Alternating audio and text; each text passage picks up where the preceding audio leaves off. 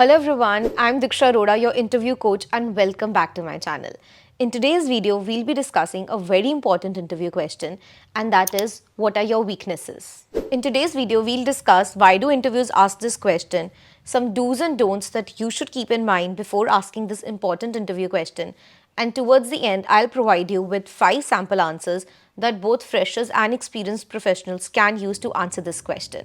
This is a very important and a frequently asked interview question, so grab a pen and a paper and make sure that you're watching this video very carefully. Now, without any further ado, let's get straight into the lesson. First, let's understand why do interviews ask this question. Interviews ask this question to see if you're self-aware about your weaknesses or not. And if you are, what actions have you taken to transform your weaknesses into strengths? This is a very important behavioral question which can make or break your impression. Now, when you understand the motive behind this question, here are some do's and don'ts that you should keep in mind before answering this question. First, let's talk about the do's. Number 1. Choose weaknesses that are not core to the job's responsibility.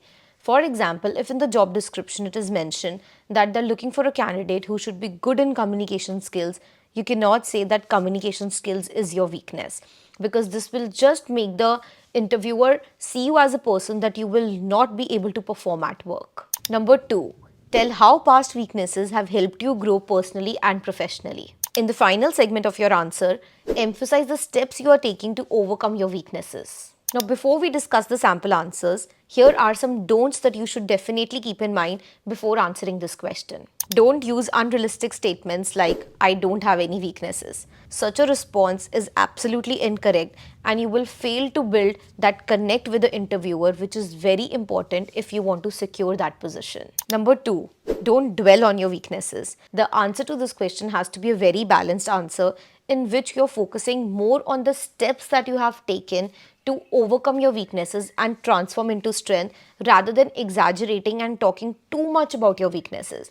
Now, let me help you with some correct responses that can help you to answer this question correctly and confidently. Here are 5 sample answers to show your weaknesses in a way that sets you apart from other candidates. Number 1, you can say, I'm a detail-oriented person, but when a project has a tight deadline, this is not always helpful. I'm trying to be more mindful in situations like these, and I'm learning to focus more on the end goal of the project or the task I'm responsible for.